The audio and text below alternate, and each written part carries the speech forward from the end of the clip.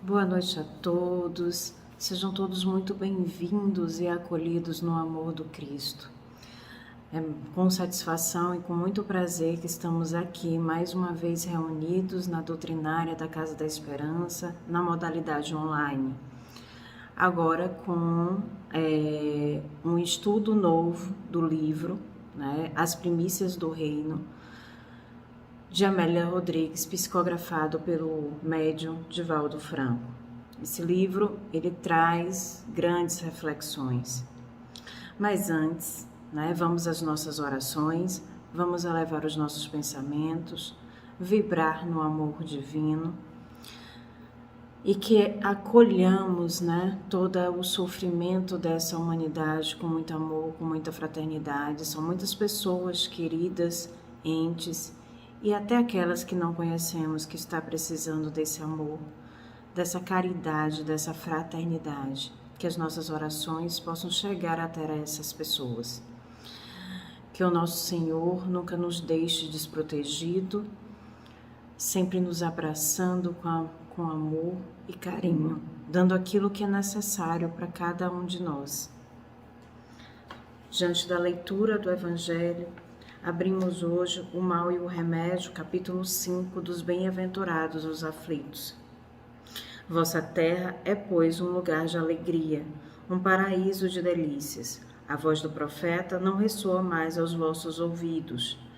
Ele não apregoou que haveria pranto e ranger de dentes para aqueles que nascessem nesse vale de dores. Vós que viestes aí viver, esperai, pois, lágrimas cruciantes e penas amargas, e mais as vossas dores sejam agudas e profundas. Olhai o céu e bendizei o Senhor por ter querido vos experimentar. Ó homens, não reconhecereis, pois, o poder do vosso Mestre, senão quando ele tiver curado as chagas do vosso corpo e coroado os vossos dias de beatitude e de alegria? Não reconhecereis, pois, seu amor, senão quando ele vos tiver adornado o vosso corpo com todas as glórias, e lhe tiver restituído seu brilho e sua brancura. Imitai aquele que vos foi dado como exemplo, chegado ao último degrau da abjeção e da miséria, estendido sobre o lixo. Disse a Deus: Senhor, conheci todas as alegrias da opulência e me reduzistes à miséria mais profunda. Obrigado, obrigada, meu Deus, por querer bem experimentar vosso servo, até quando vossos olhares se deterão nos horizontes marcados pela morte, quando nossa alma desejará enfim se soltar além dos limites de um túmulo. Mas se devesse chorar e sofrer toda uma vida, que seria isso ao lado da eternidade da glória reservada àquele que tiver suportado a prova com fé, amor e resignação? Procurai, pois, com consolações os vossos males no futuro que Deus vos prepara, e a causa deles no passado, e vós que sofreis mais, considerai-vos os bem-aventurados da terra. E é neste momento em que a gente vai começar, o estudo, dando continuidade ao segundo capítulo, das Primícias do Reino, mais uma vez, de Amélia Rodrigues, uma pessoa que traz, na escrita, uma leitura para a gente bastante ampla, bastante minuciosa e cheia de júbilo das passagens do Cristo. E esse segundo capítulo, ele vai retratar justamente a passagem de João, relatar com minúcia, toda essa passagem dele. Tanto que ela começa a falar dele na cela. É os últimos momentos do João Batista, primo de Jesus, E ele tem como título o precursor. O que é o precursor? Aquele que vem antes. E João Batista é justamente aquele que veio antes, preparar o caminho, preparar a caminhada, para que o Messias, para que o Salvador pudesse caminhar por essas terras, e deixar a mensagem, deixar aquilo que já havia sido prometido e profetizado pelos profetas e que já tinha sido feito, por Deus. Então, é esse momento em que ela vai falar sobre a execução de João Batista, primo de Jesus, filho de Isabel e de Zacarias. Aquele filho que foi concebido já nas últimas, né? Naquele momento em que Zacarias e Isabel, apesar de confiante e de orações, né, contínuas e cheias de fé, mas que pela idade, pelo entorno, né, dessa mulher Isabel, ela já não tinha mais condições de ter um filho, né? Mas que devido às preces, devido às orações, foi atendido. E João Batista já chega assim, né? Um menino encaminhado, né? Anunciado, e que aos olhos de Deus seria, né? Um menino, uma criança e um adulto, né? De muito gosto, de muito zelo por Deus. E como a gente já sabe, ele é um desses que passa a vida a falar desse Deus, se abnega às ostentações da terra, vai viver dentro de um deserto, comendo gafanhotos e se alimentando desses gafanhotos e do mel silvestre. E aí ela já começa, né, dentro do capítulo, o precursor, ela faz referência ao Novo Testamento, né? E aí ela cita logo na parte de baixo que ele vai ser todo referente a Mateus, capítulo 3, de versículo de 1 a 17, capítulo 11, do versículo 3 ao 15, capítulo 14, do 14, do 1 ao 12, o Evangelho de Marcos, capítulo 1, versículo de 1 a 8, capítulo 6, de 14 a 27, Lucas, capítulo 3, versículo 19 a 20, e o capítulo 9, de 7 a 9.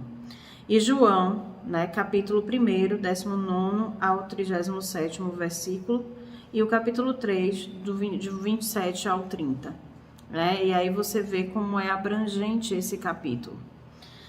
E ela que já começa a falar, né, a citar essas cenas da decapitação, né? Ela começa a falar dessa porta onde ele está encarcerado, que se abre, né, ainda em ferros gastos.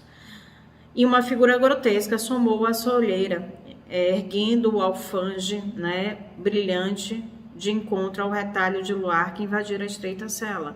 O que é esse alfange? É um tipo de foice, né, que esse carcereiro trazia, que vai decepar aí à noite com os seus momentos,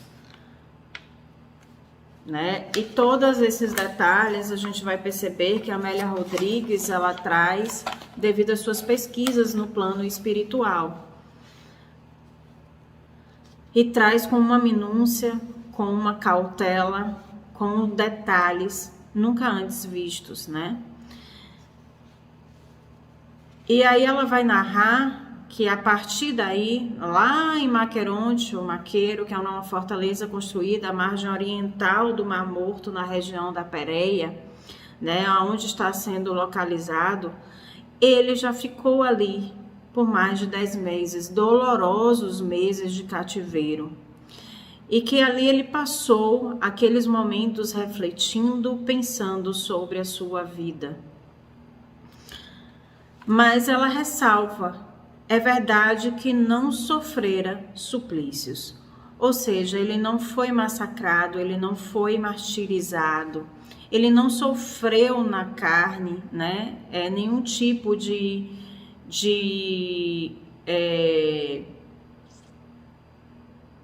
machucados ou algo do tipo, né? Mas em compensação, ele passou por aquele momento pensando sobre os seus momentos íntimos, né? E como foi chegar até ali. Ele sofria ainda por essa punição indébita, ele sofria o amargor deste momento, que foi muito, muito, muito forte. né? Não havia motivos para ele estar preso, apenas ali a maldade, a intemperança daquele momento do governo que o fazia estar atrás daquelas grades. Mas ele ressalva, né, que nesse momento ele diz: o homem não pode receber coisa alguma se do céu não lhe for dada. Vós mesmos sois testemunhas de que vos disse: não sou Cristo, mas fui enviado apenas como precursor. Quem tem a esposa, esse é o esposo. O amigo do esposo que o acompanha alegra-se intimamente quando ouve a voz do esposo, pois esta alegria me coube abundantemente, convém que ela cresça e que eu diminua.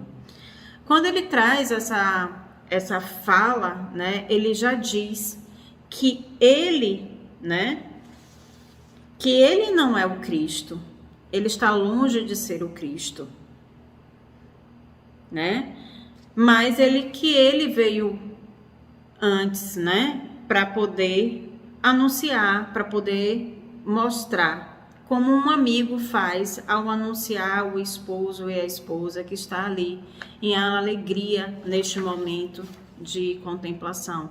Então ele fala que ele nesse momento ele precisa realmente diminuir a luz dele, ele precisa ocultar a luz dele para que o outro cresça. Que outro é esse?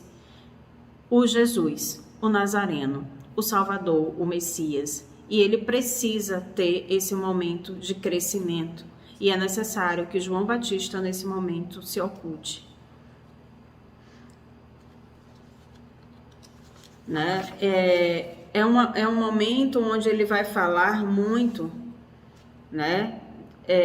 Que ele vai passar por meditações, ele vai passar por escutas, e vai perceber o quanto que difícil foi aquele momento, até a sua decapitação. São momentos intangíveis, são momentos onde os anúncios que repercutia em toda aquela Jerusalém. Veja que é um povo sofredor, um povo que foi tolhido pelo seu rei, né, ofuscado pelo poder, e que sofreu bastante nesse momento. Esse povo que estaria ali como prometido, né, sofre as mazelas desse governo. Hoje, não só dominado pelo rei, mas também por Roma, e ocultado ali, né?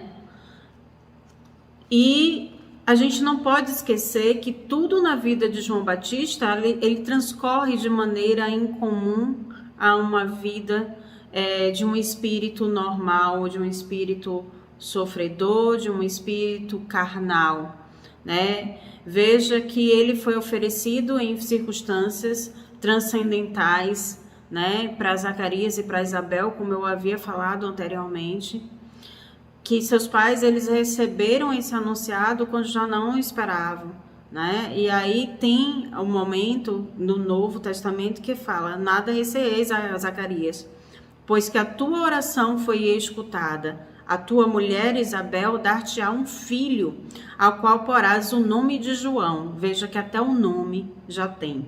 Ele será para ti motivo de alegria e regozijo, porquanto será grande no Senhor. Essa criança prometida, essa criança que Isabel começa a gerar, e logo depois, né, porque Isabel é prima de Maria, e logo então eles são primos, João e Jesus. Maria também vai receber o anúncio pelo anjo, né, de que ela também vai ser mãe, né, uma virgem sendo mãe desse Jesus, desse Cristo Salvador. E que veja que essa família ela está embalsamada em mantos salutares de energia, de luz e de bastante equilíbrio, porque a missão não é pequena, né? Ser mãe de João, ser mãe do Salvador também não é uma coisa que qualquer um pode tentar, né, exercer. É uma coisa que só é dado também para pessoas, para mulheres que precisam e necessitam desse momento. E nesse momento é indiscutível que as mãos de Deus pousam, né, nesses lares.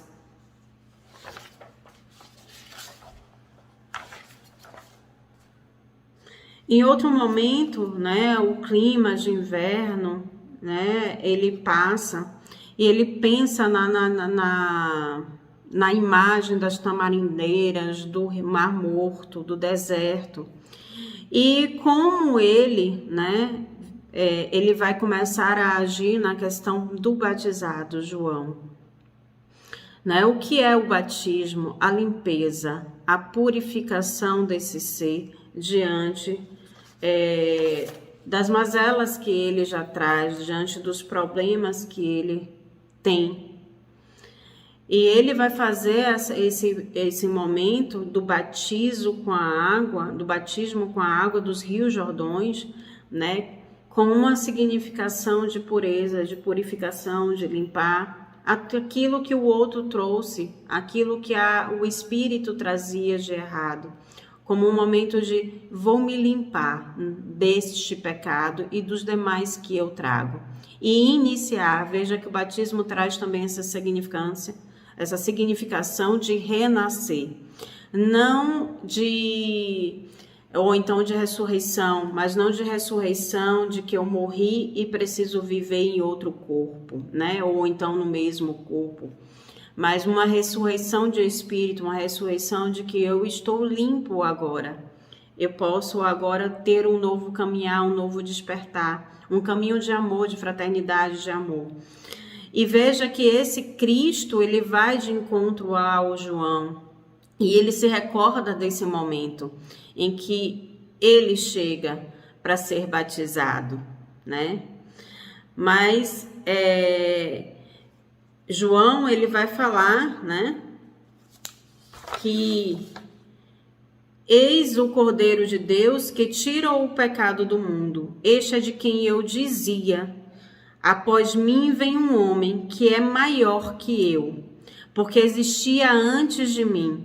Não conhecia eu, mas para o tornar conhecido em Israel, é que vim com o batismo d'água e, aproximando-lhe, disse-lhe: eu é que devia ser batizado por ti, e tu vens a mim? Deixa por agora, convém cumprirmos tudo que é justo. Nessa passagem, a gente tem momentos aqui muito brilhantes, muito iluminados. Veja que João Batista, ele foi concebido antes de Jesus. Ele era mais velho no plano terreno. Mas aqui ele fala que ele, né, ele existia antes de João. Quem é ele? Jesus. Como é que Jesus podia existir antes dele, se obrigatoriamente dentro do plano terreno, João veio primeiro? É porque o Espírito de Jesus é um Espírito muito mais velho, é um Espírito muito mais evoluído.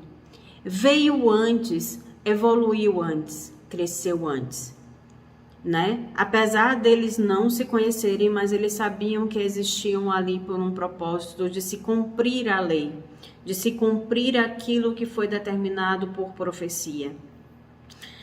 E veja que João, ele reconhece e fala: eu não devia te batizar, não devia ser eu, deveria ser o inverso, pois você é mais evoluído, você deveria me batizar. E Jesus, com a sua simplicidade, com a humildade, veja que ele escolhe reencarnar, não como um rei, não como detentor de posses ou de conhecimentos. Ele nasce numa família muito humilde, muito pequena, de poucas posses, um carpinteiro, uma pessoa extremamente simples, para mostrar para essa humanidade que não é o dinheiro, não é esse caminhar, né? E sim o da fraternidade, do amor, da benevolência, do amar ao próximo como a ti mesmo. E aí ele fala para João: não, eu sou simples, eu sou humilde, você pode sim me batizar e vamos fazer isso juntos, porque é justo cumprirmos o que foi determinado,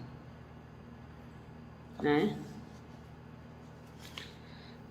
E aí vem aquela parte de que ele nesse momento, né, não apenas apresentou ao mundo a liberdade, né, de se libertar dessas faltas, desses malefícios, mas ele apresenta ao mundo, através do batismo, o Filho de Deus. Porque no momento do batismo, o Espírito Santo, em forma de pomba, desce e fala: este é o meu Filho querido, na qual pus a minha complacência. Nesse momento é anunciado o Salvador.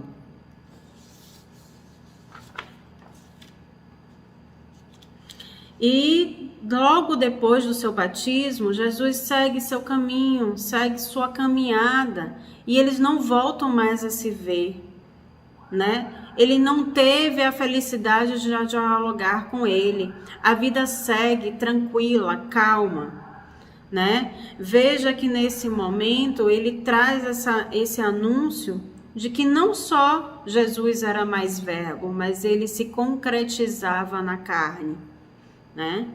Nesse momento, o verbo se faz carne.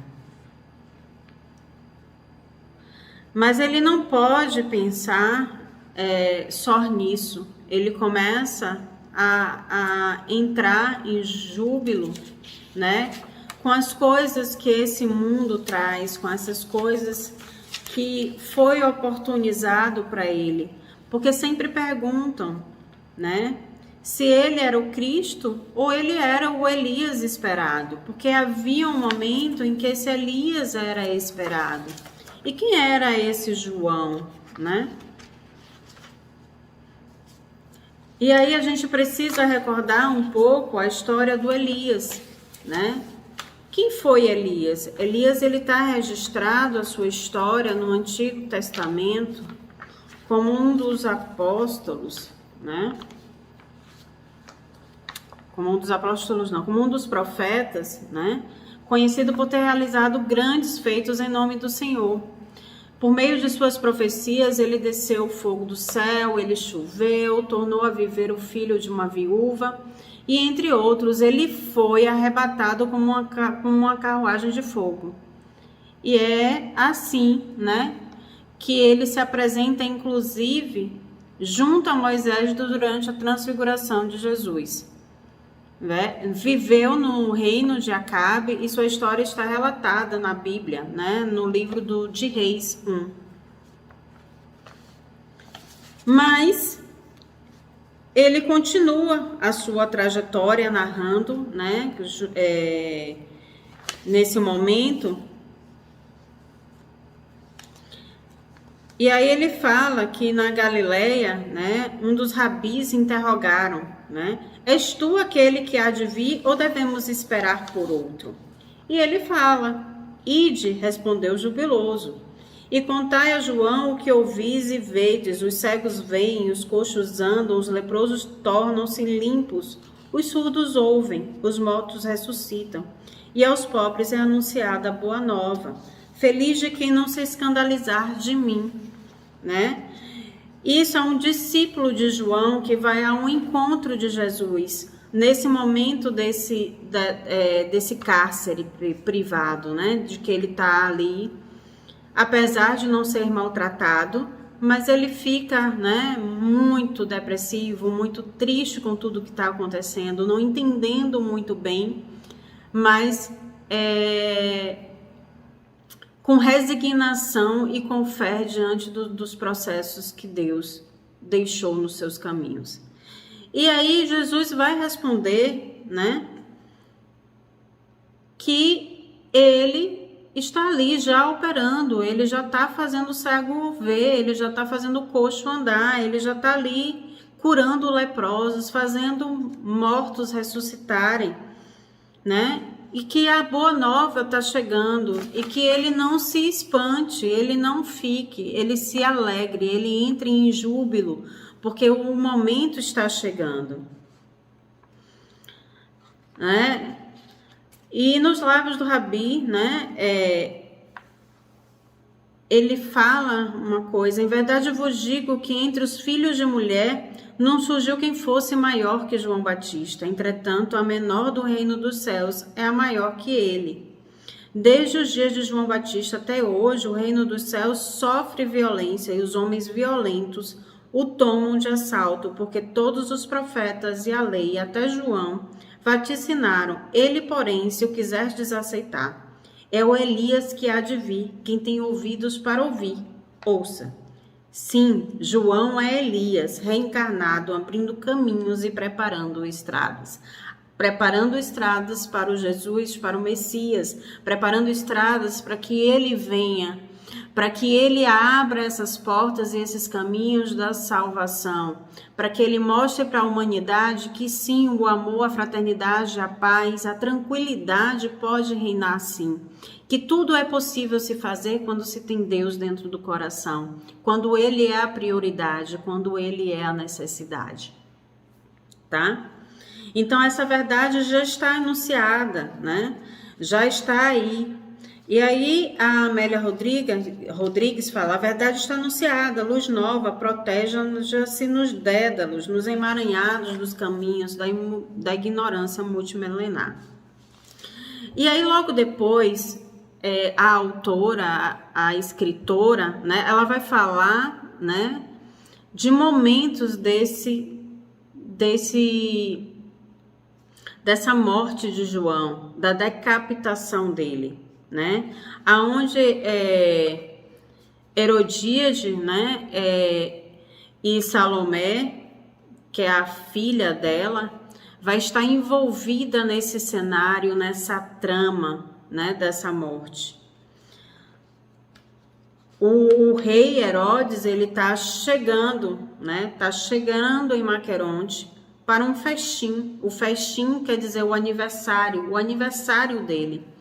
E ele pede para que se prepare uma festa, né, com luxos, com todas as loucuras daquela época. Se lembra que aquelas pessoas antes, elas eram pagãs, né? A questão de várias mulheres para um homem, as luxúrias sexuais, as luxúrias daquele momento eram muito grandes. Rituais pagãos, danças extremamente sensualizadas em excesso. Então ela vai começar a narrar, Amélia Rodrigues, esse momento com muito detalhe, com muita riqueza, né? E aí ela fala que o ar, ele tá marcando, né? Ele fala assim: os crótalos cantam, as citárias e o quinó enchem o ar de estranhas e lânguidas melodias. Os crótalos e o quinó e as citárias são instrumentos dessa época, enquanto os tímbales marcam febril compasso. Veja que esse febril já está dizendo enlouquecidos, doentes, né? Esse compasso de que naquele momento, naquele dia, tudo vai acontecer. As lamparinas, elas já têm também toda uma organização, uma robustez ali, naquele momento, daquele salão, dando todos os compassos. E que a escrava, naquele momento, ela canta, mas ela canta uma melodia muito, muito enludibriada, como se fosse um canto de uma sereia, né? Justamente para iludir, para camuflar, para trazer esse cenário de ilusão, esse cenário de sensualidade, esse cenário de que as pessoas acabam fugindo da realidade para entrar no irreal, né? E aí ele vai falar que a menina Salomé, né, que Herodes morria de encantos por ela, põe-se a dançar para ele. Mas ela vai e dança uma mistura de ritmos religiosos, pagãos, propícios daquele momento, propícios daquela época, né? E vejam que ele fala também que ali existiam os príncipes, os fariseus, os convidados em geral. O que são esses fariseus? São pessoas hipócritas, né? Até hoje a gente utiliza às vezes esse termo. Fulano tem uma conduta de um fariseu, de hipocrisia, né? É o lobo na pele de cordeiro, aonde vai se dissimular, onde vai fala uma coisa, prega uma coisa e na sua rotina, no seu dia a dia, ele vai agir completamente de maneira diferente. Então, o que ele diz não condiz com suas atitudes, com o seu comportamento, foge, né? E é nisso que esse momento ele vai encantar e ele vai ludibriar. E o rei, que já está enlouquecido com aquela mistura, com aquela dança, com aquele cantar, pelo vinho que foi bebido em excesso, ele exclama com muita ênfase, ele pede-me metade do meu reino e eu te darei, Salomé. Pela mente ambiciosa da garota excitada, perpassam as paixões e as ansiedades da sua época. E ela assim, meio que atordoada, ela vai buscar a sua genitora, a sua mãe, para que aconselhe a ela o que ela vai pedir a esse rei, né? E a mãe orienta a menina, porque acha a ocasião propícia, fala: pede-lhe a cabeça de João Batista. A menina empalidece, mas com a mãe, que era extremamente autoritária e rígida naquela época, ela insiste: pede-lhe e eu te darei o que você quiser. Esse João ousou desmoralizar-me diante da ralé e perante o próprio rei, que acovardou e do meu supersticioso. Não teve altivez de o punir, degolando-o com severidade para servir de exemplo. Limpa-me o nome, filha. Não apenas peço, eu exijo. Né? E aí ela faz esse pedido. Ela faz esse pedido a Herodes, né? Que seja decapitado, que João, né? Seja decapitado e que a cabeça dele seja servida em uma bandeja para ela, né? E como ele era um rei e estava na frente de todos, ele não tinha como voltar com a sua palavra, uma vez que foi ele que falou: pede-me e eu te darei o que você me pedir. E aí ele exclama a cabeça do João, né? E, claro, nesse momento, né, o carcereiro, ele entra, pega João Batista, né, e através da lâmina prateada, da foice, que corta o ar, um baque surdo da cabeça do precursor rolou no piso de pedra. E neste momento, João é decapitado, tá? A cabeça decepada do Batista, que fitava com olhos sem luz, a consciência ultrajada dos seus algozes. Esse momento, a Amélia Rodrigues coloca que João Batista está com a sua cabeça em cima de uma bandeja, mas com olhos abertos. Olhos abertos. Olhos abertos, e que faz com que todos ali do salão, né, se envergonhem do ato, né, percam, né, aquele rompante, aquela alegria daquele momento de se festejar um aniversário. E ela continua, né, Amélia Rodrigues, com uma perfeição muito grande, que ela fala assim: Elias resgatava o crime cometido às margens do rio Quizon, quando mandara decepar a cabeça dos adoradores de Baal. E livre, tarefa cumprida, ascendia agora nos cimos. Veja que nesse momento Elias resgata, se lembra que a gente falou que João Batista era a reencarnação do Elias prometido, ele retorna. Só que o Elias, né, como a gente narrou a história dele, apesar de ser um profeta muito bom, nesse momento em que ele chega às margens do rio Quizon e encontra os adoradores de Baal, ele pede que 450 pessoas sejam degoladas. Então foram 450 adoradores mortos, segundo a sua ordem. E nesse momento, a lei de causa e efeito se faz presente, né? Tudo que se dá, um dia retorna. E ele cumpre esse momento. Veja que toda essa trajetória desse momento era necessário para João Batista se ascender, como coloca a escritora, ascender aos cimos, ou seja, ascender ao alto, subir, ir além, né? E os seus discípulos, claro, de João, solicitaram, né, que ele pudessem sepultar o João Batista com carinho, com ternura que ele merecia. E o silêncio que o precursor fizera ensejava a audição do Messias por toda a terra numa nova era. Ou seja, nesse momento, o Messias, o Salvador, se acende e se faz presente. E a espera dele fica cada vez mais latejante. Ele agora, mais do que nunca, vai assumir o seu posto e a sua caminhada e a sua jornada aqui na terra, com a sua missão, que vai ser muito bem cumprida.